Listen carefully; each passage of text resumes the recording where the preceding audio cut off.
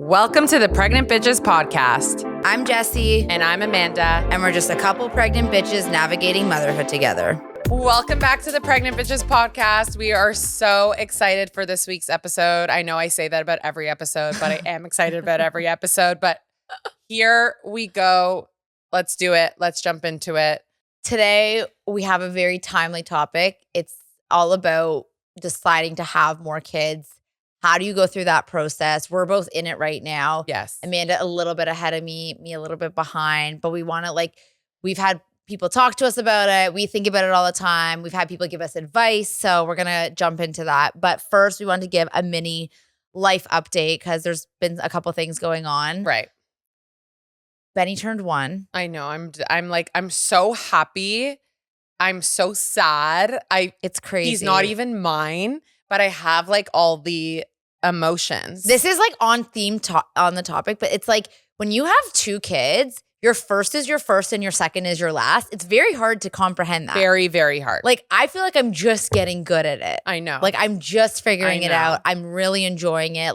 For that to be the last first birthday, someone asked me the other day too, how do you deal with weaning breastfeeding? I'm it's very hard to think that something is when it's the first time, you're holy fuck, this is the hardest thing I've ever done in my entire life.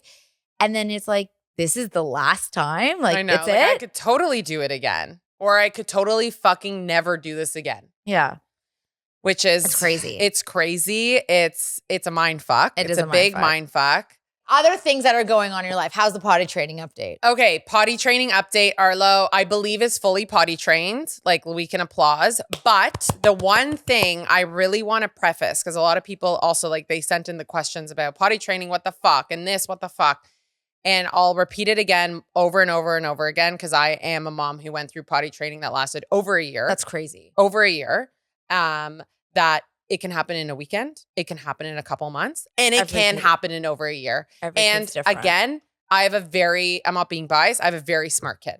So insanely smart kid. An insanely smart kid that you would have thought that he would have been done first. in a day. Yeah. First, done, everything. No, it's taken him over a year. And he's asking to go poo in the toilet. He has to go pee in the toilet. As much as they're boys, that it's fucking everywhere. My house smells like actual shit and piss. Because he's learning how to hold his dick properly and shoot it in the fucking toilet. That's besides the point.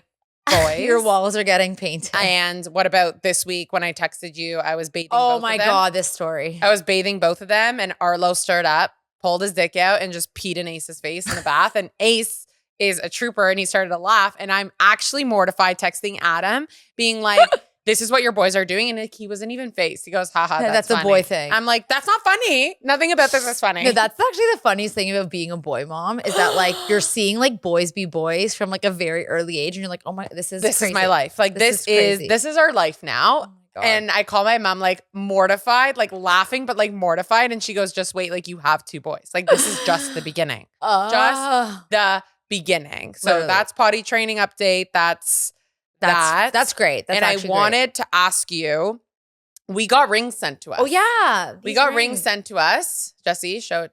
This is my zoom in. This is my ultra So human Ultra ring. Human sent us 2 rings. I love it. I had the Oura ring pre, and then I wore both of them for 2 weeks. How did they compare? Let's go into that. So I think they're pretty on par. Ultra Human, you don't have to pay a subscription for, which is pretty epic if you're deciding that you want to go for a ring and the Oura ring. It's cheaper. It's definitely cheaper.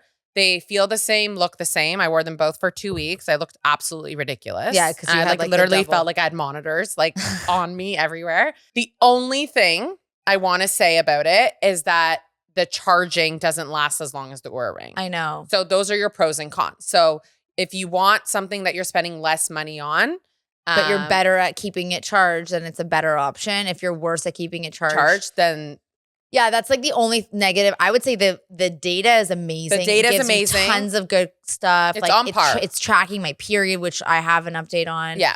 And the only thing is it misses a lot of nights because it either dies or I charge it and I forget to put it back on or whatever. Yes. So that's the only thing I kind of need to put it next to my bed or my office or something. I don't know. Yeah. But I do really like it and I would definitely recommend it. And it looks good. It's looks sleek. I think it's sleeker than the Oura ring, to be honest. It's definitely sleeker than the Oura ring. Yeah, I agree. So I do think it's really great in that sense. So that's our Ultra Human update. And I finally got my period. I'm so happy. 1 year after birth. That's a long time. Long time. Long time. I haven't heard that in a while. And I stopped breastfeeding at 6 months. Yeah. So I got it 6 months post stopping breastfeeding, which is a very long time. Yeah. I went through 5 or 6 boxes of tampons. Yeah. It was disgusting. Yeah, everything was coming out. Actually disgusting. But do you not feel 100 million times better now? I literally lost 5 pounds. Yes. Like the second I got my period and my hormones went back to normal. Is that crazy? I lost 5 more pounds. There you go. I always said it from the beginning. As soon as you get your period, the weight starts going down. 100%. When I stopped, so the levels were like I stopped breastfeeding, I lost like 5-10 pounds. Like this is of the extra weight that you can't lose. Like you give birth, you lose 10 pounds. Yes. You are postpartum 1 week, you lose 10 pounds. But then you have 20 to 30 pounds of excess weight. I was stuck with that weight the whole time I was breastfeeding. The second I stopped, I lost that 10 pounds. Yeah. The second I got my period, it's not even I lost the weight. I've lost like the excess fat. And I don't have cellulite. I don't like it all.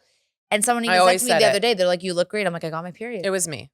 Well, at the party. I got my period. That my response is I got my period. Yeah. Because it like just, it's resetting my body. I agree. The holy fucking murder scene. Yes. At one point, Josh looked at me. He's like, there's blood everywhere. I'm like, I don't know what to do. Every hour. Yeah. Every hour I was changing my tampon. Think about it. Every hour. 1 year of everything just coming out. I'm so happy, and then I was on vacation in a bathing suit and I was like, it was not good. But you feel so much better. And now let's see how it tracks. Let's see how many days your next one is. Like, aren't you excited really curious. To know? Yeah. You'll know because of the temperature. The temperature is going to go, it's going to track it for you. Yeah. And now speaking of period, now I can get pregnant again. Now Jessie can get pregnant again. Now I can trick my husband to having a third.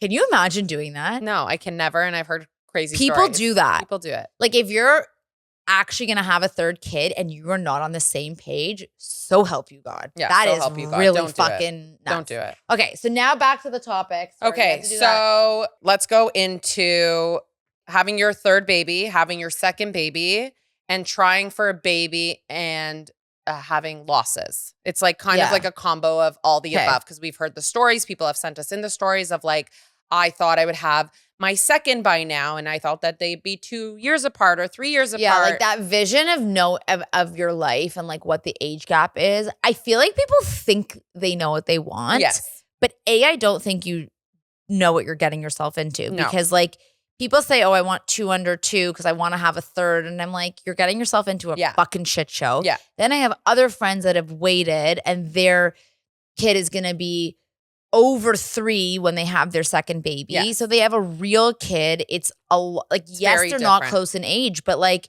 they have a real kid. They have a real kid. There's pros and cons to every age gap. I think life is really planned out. Like everything happens for a reason. Totally. And I keep telling myself that. Because you're in a really tough situation. Like you have 2 kids now that are like totally out of diapers, totally out of bottles, totally out of everything. And you want to have a third baby. Yeah. You're starting again. You're actually starting fresh. I would be starting from scratch. Than what I did. And that's why I really wanted to talk about this because I've really been sitting with it where I'll remind people who are just listening to now or have been following along. My kids are 17 months apart. It took me 10 months to get pregnant with Arlo. I suffered, especially like first kid wanting to get pregnant, everyone around me getting pregnant, all the above. And then my husband and I were like, okay, like let's just try because we don't know what's going to happen with the second time. And obviously we got pregnant on the first shot. I found out on Mother's Day. I found out on my first Mother's Day that I was pregnant again with Ace. That's fucked. It was fucked. I will never forget it. Arlo and Adam went to get me a coffee and they came back and I was like, I'm pregnant. Okay. And I was 6 months postpartum. So I would have cried. I was so happy though, because I didn't It was so hard. I didn't feel everything I felt in the 10 months trying to get right. I didn't have that. Right. So I was so happy in the moment. You're like, I did it. I did it. I was so happy. I didn't have to think about it, all that. And then you have the kids and then he comes out and it's a complete shit show with that age gap. Yeah. I had postpartum the second time around. I never had it the first time around. I had 2 babies. Crazy. It took me a while to get back to my funk. I am 2 years postpartum now, officially, with 2 kids, but I'm finally at my 2 years postpartum mark, and I have baby fever. Yeah. I didn't have baby fever. I didn't have that baby fever at 6 months postpartum. Yeah, because you were fucking postpartum. So that you don't really think about it until now. I actually think, no, you almost You all had baby fever. You all had the like, we want our second kid. Our kids are 2 or 1.5 or whatever.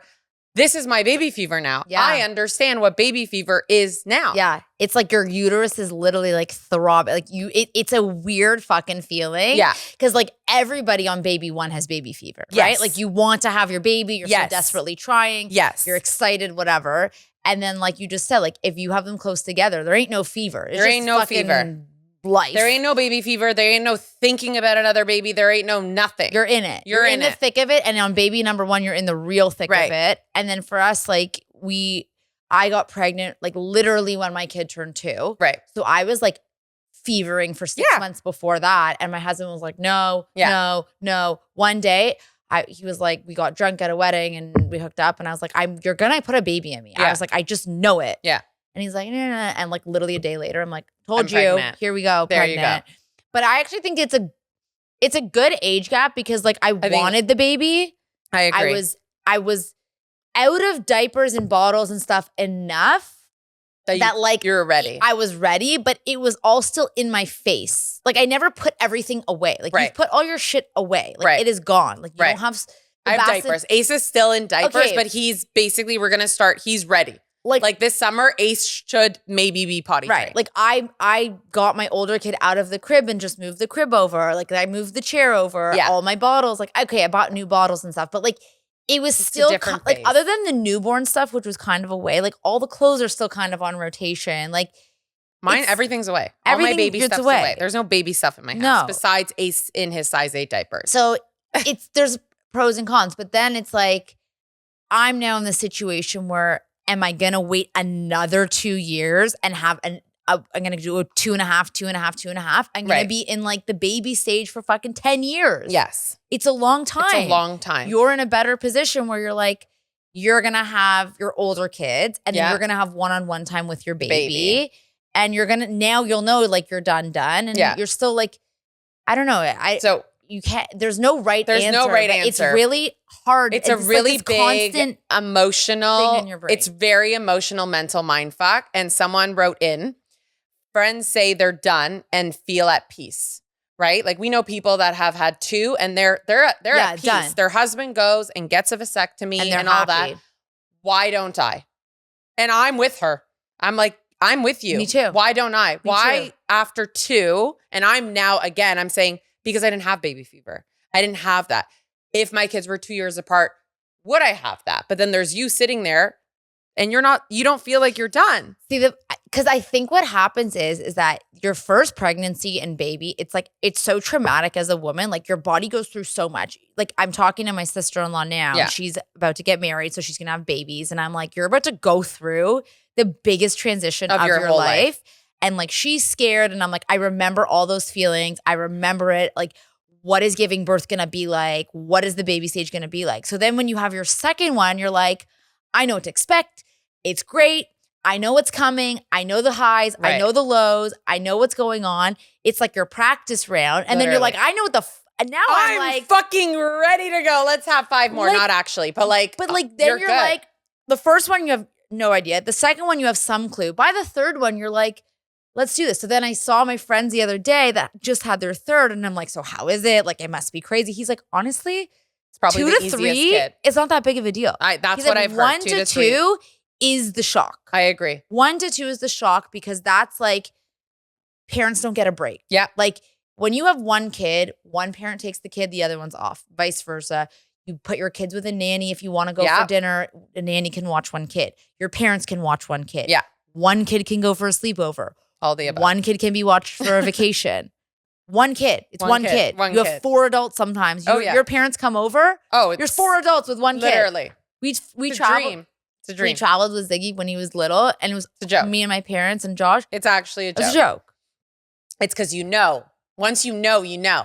now you have 3. You're going to be with 2 kids and be like, oh my God, what's 2? This is easy peasy. So now, then I definitely think the biggest shock, well, not the biggest because I don't know what 3 is like, but like going from 1 to 2 is a huge fucking shock. I like, agree. The shock that you had of like that initial birth. I agree.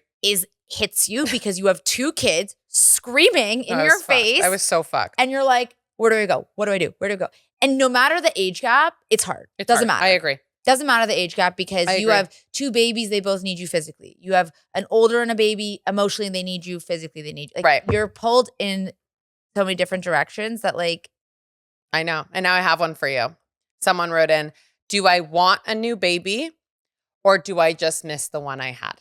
And I think that's such a good question. So I would ask myself that all the time. Yeah. I definitely, obviously miss the ones I have, but I definitely want another baby. So I'm past the like, do I miss the, like I want one. I feel like we're missing a piece in our family. Like It's a really good question to ask yourself to try and weed out what you want. Yes. Because I think when you have your second and you see your older one bigger, and now my older one is like. They're turning 4. He's a kid now. They're kids. They're kids. They're not toddlers. They're not babies. They're kids.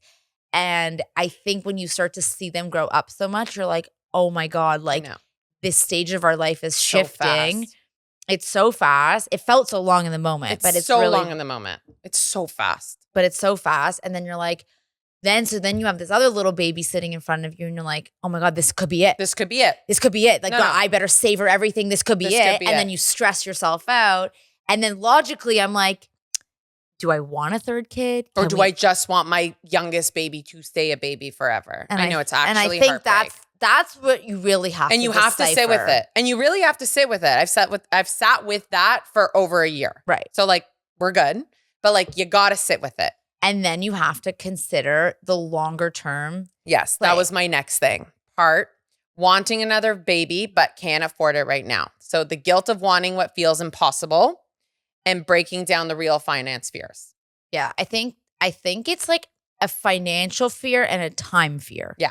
Like money for sure plays into it. Like you have more kids, it's more expensive. Everything in life is more expensive. Yeah. It's also your time, right? Like now you have to divide your time amongst 2 versus 3. Like it's a big difference. Even 1 to 2 for some people. Yeah. Yeah, for sure. Yeah, like, finances and time. I'm missing time with my little one to be with my older one 100%. And vice versa. Like I didn't miss a moment with my older kid. No. I mean, obviously he went to programs and shit without me, but like you were 90% of his life I was there for. Yes. The little one, it's 50 now. You're back to work. Someone's taking care of him. It's crazy. So it's a big shift. But the financial thing is hard. Like if you think about it, like if you have $100 and you have to split it between 2 kids, they each get 50. Yeah. If you have $100 and you split it between 3, they're each getting 33. Yeah. Like it's a big difference. It's a big, big, big difference. And if you have limited funds, which 99% of the world does, so it's a consideration. What I've heard and if that's the case that you're in is that your feelings are valid. What you're feeling is valid. And what you're thinking is you're on the emotional side. You're not thinking on the logical side. Yeah. And that's fine in step 1. But step 2, your emotional side has to get to the logical side. Right. And then you'll start feeling a little bit better. Right. Like you can want a baby, but it could not make practical sense for your family. Yeah. And then I have another one for you. You could maybe afford a 3rd baby, but you just don't want the headache that 3 brings your life. 1,000%. Like, there's so many things with it. There's so many ways that it could go. But like, it's so fucked. Like logically speaking, in my head, I'm like, I should stop at 2. Yes. I have 2 boys. They're healthy. They're beautiful. They could be best friends for life. Yes. I don't need to upset the apple cart. No. But my fucking uterus is on fire. I literally run to Adam and I'm like, my uterus is literally screaming, please. It's so annoying. And my brain. It's not just my uterus. My uterus, brain, my whole body is just like, please. Maybe people that have one of each feel more at like peace with stopping. So I don't know. We can't answer that. I honestly only thought we were going to have 2. Like my whole life 2, even when we started with 1, 2. I wanted 4. Adam wanted 3. Oh, now it's swapped. Adam wanted 3. Now it's swapped.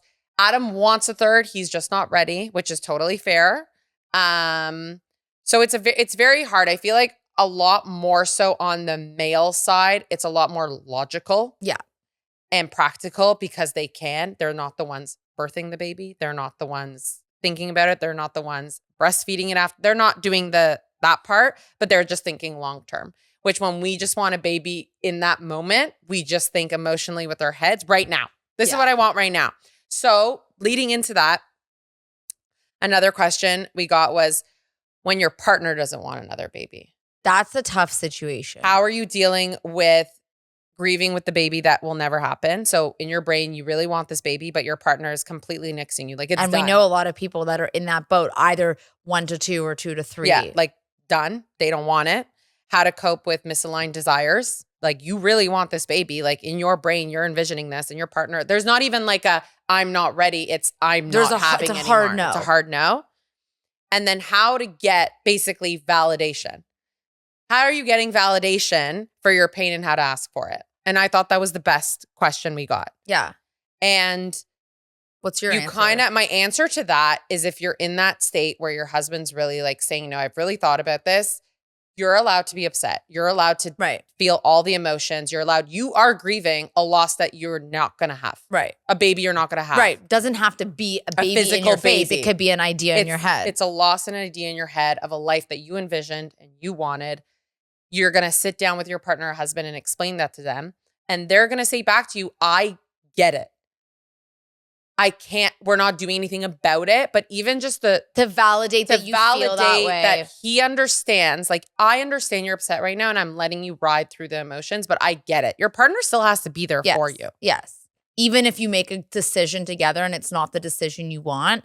Yes. You guys need to support each other. And I think you also have to like hear their side of the story too. Cause I think like women get so caught up in like wanting a baby. Yeah. And like you don't hear the male side of it. Or whatever, the other person partner. Yeah. And then, like for them, like that just means they have to work harder and see their kids less potentially, right? Yes. Like if now all of a sudden I say I want a third kid and like that means I'm going to be off work again for another year. Yeah. My career could possibly take a worse hit, which means I'm going to be pulling back financially. Right. That means he has to put the gas on financially. And that means he's going to be home less, see my kids less. It's a third kid that he doesn't get to play with. Yeah. Like, it's not just a baby. I think that's the problem. It's like, yes, it's a baby for 6 months and it's hard. It's not just a baby. It's actually not the hardest part. No, that's the easiest part. That's the best part. It's raising them. It's raising them and being able to be there for them and giving them the life that like you envision for them. And like, unfortunately, kids cost a lot of fucking money. Even if you send them to public schools and minimal it's very expensive. Programming or whatever, you still need the gear. You still want to be able to give them the birthday parties you want to give them. You still want to be able to, you know, do fun things for them. Like you don't want to never take a vacation for the rest of your life because you can't fucking afford it. Like, and I think people get themselves in a pickle. And the worst thing you can do is have a kid if you're misaligned. Yeah, I think that is the worst. No. You have to be. Yeah, and I've heard couples. I've heard the stories. That is a like, bad decision. Fuck, I'll just do it. Like, just shut up. Like literally, fuck, just do it. Shut up. That is a bad decision. And what you're gonna get thrown in your face is you wanted this. I know. You do not want that thrown in your face. I picture this life in my head where like we aren't aligned on a third kid, and I say yes, and he says no. You can trick your husband. Like it's not that hard. Yeah. But like. Good luck to you. And then one day the kid's like fucking up doing something and he'll be like, told you not to have a third kid. That's the one thing I tell myself every day and I'll tell anyone who asks me is like, you're not doing it unless you're both on the same page. Have to. You have to be. And if you're not on the same page, you really need to talk it out, figure out if there's a way around it. And like maybe the concern is financial and you switch your decisions. Yeah. Maybe you don't send them to something like this and you send them to something else. Maybe you make a decision to change your house, live in a different area. Like there are options if you get to the crux of what's the issue. I agree. At the end of the day, if it's time, then that's unfortunate. Then everything happens for a reason. Yeah. Keep telling myself that. Keep telling everyone that everything happens for a reason. And you never know. Like some people have third kids and there's a problem. Yeah, you never know. You don't know. It's a risk. But the best tip I can give anyone from like being in it, going through it, listening to everyone's stories is you are allowed to grieve. Yeah. You are allowed to be upset. And your feelings are completely valid. You're not fucking insane. No. You are normal. You are human. You are a woman. It's real. You are a woman. You have hormones, all the above. take your time, do whatever you need to do to get through it. It could take a couple months, whatever, a year, 2 years, I don't know, but you're allowed to do it, and talk to your partner, talk to your friends, and make sure that they understand. And just know that, like what you just said, women have baby fever. It's biology. It's biology. Like, you literally want we can't to help procreate. We cannot help it. Your body wants to make children. That is why the human race exists. Literally. So the fact that you feel that way is normal. Is so normal. And then you have tiny humans that love you. And it's like, I want more. Reinforcing this, oh my God, I made the right decision to have kids. So you're 100% right. It's not strange that your body is telling you this. No. And you should listen to it, but you also have to listen to the other person in your life that's making these humans with you. Your body's on the emotional side, and now you have to go to the logical side. The other day, I was like looking at my kids, and I was like, I made this. We made, It's so weird. So fucking weird. Like, we're animals. Like, we made this. We made this. Like, one day it was just me and Josh, and the next day we have things in front of us that we made. That rely on us. Did a science project. Literally, we did it. When you actually think about it, it's the whole thing so is fucked up. Like, you made it. And then you want more. But like, it really blew my mind. I was just like looking at him, and he's like talking to me about something, and I was like, oh, fuck, where'd you come from? Me. Literally. Where'd you come from? Me. What's that saying that they're like, oh, everyone in this whole house has been inside of me? And yeah, literally. Everyone in this whole house has been inside of me. Your husband and both your kids have been inside of you. Or the balls one that I still think is so funny. What? I've in fact grown a pair. Yeah, we've multiple times. Pairs. Yeah, it's true. Yeah. We've grown a couple balls. So gross. Funny. When you think about that. Tiny dicks and balls inside dicks of you. And balls. We grew balls and dicks. Okay, the last thing, we've talked about having lots of babies. I think the one tip I have of going through all this is that you need to learn how to solo parent well. Yes. Somebody asked this question to say, what are some solo parenting hacks? Because oftentimes you'll be left alone with one-on-one, you're fine. Right. I think it's the 2-on-1 or 3-on-1. 1-on-1, you're fine. It's the 2-on-1 and 3-on-1. And depending on your age, the ages of the kids. So then a really good one is putting them in the car seats. Yes. At a minimum, if you are losing your mind, they're going nuts in your house, get in the car. They can't touch each other. You just drive around. You can get an hour of peace. Take them somewhere. Go somewhere with a drive-through. Anything. Put them in the car seats and keep them apart. And put on music. Something. Anything. Even maybe one of them will nap. You can nap in the car. I've napped in the car multiple times. Genius. I would say TV is your friend. TV is definitely your friend. My bedtime routine when I'm alone is it changed because the little one changed his schedule. Originally, it was like older kid bedtime, little one was napping. And now it's vice versa. And then it was like I would do the little one after. But now I put the TV on for my older kid. He knows the drill. It's bath for both of them at once. Yep. Then bedtime, he goes to the TV, watches it for half an hour. I feed the little one and do bedtime. And then it's his turn to go do books in bed. And it's very manageable. It took us a while. I would say the worst stage was like the baby being 0 to 6 months. Yes. That's your breast. Because they're also not going to sleep on a perfect schedule. Once I got through that hump, which was really difficult, it was only a short time. Then you can do the whole nighttime routine alone. I can take them for walks alone. If you can't do the car, do the stroller. I agree. Double stroller, take them to the park. I really think you also, depending on the age of the older one, you can use their like level of like kidness to your advantage. Like talk to them. Yeah. You're the older one. You're the leader. Help me make lunch. Yeah. And they listen. Give them shit to do. And they like to do it. Yeah. But they have to be like over 3.5. I agree. We did the exact same schedule. Bath together. Arlo watched TV. We put Ace to sleep. Ace is sleeping. Books in bed with Arlo. Done. Closed doors. 6:45, 7. Yeah, your kids go to bed early. Oh, they are like programmed. Love it. They are fucking programmed. Yeah, you're always at like 7:15. You want to chat? And my kids are like still having dinner. Like, what the? I'm like, Jess, you ready?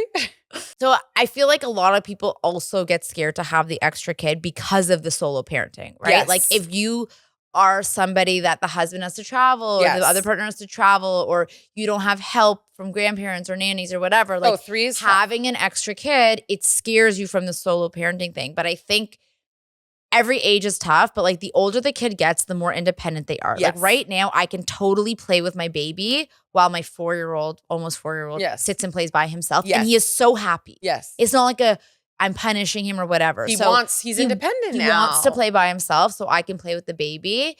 And presumably, if I had a third kid, he would literally be doing like he'd be an adult. Even more stuff. And then this one would be doing that stuff. So it's all a season. Look, all a season. You can't know if you're gonna have twins or not. That sounds like a fucking shit show. And so like good luck to. And I commend anyone that has multiples. Yeah, because that's like the same age in your face. That's a lot. But if you have kids sequentially, you'll plan it out, and it all works out. It all works out. We're all here. Yeah, and we're going through the decisions. It's a mental load every day that you think about. Should I? Shouldn't I? It's tough, but. You know what? You got this. Everything happens for a reason. Everything happens for a reason. And you just got to ride through it. And we're here for you if you need it. Send us ultra human your messages, or questions. We're here to answer. Anton, you're him. You okay? We're here to answer any questions that you have. I really enjoyed this episode. Me too. Can you make me a smoothie? I'll make you a smoothie. I'm going to make you my Pura Vida smoothie. I'm down. And we will see you all next week. Bye.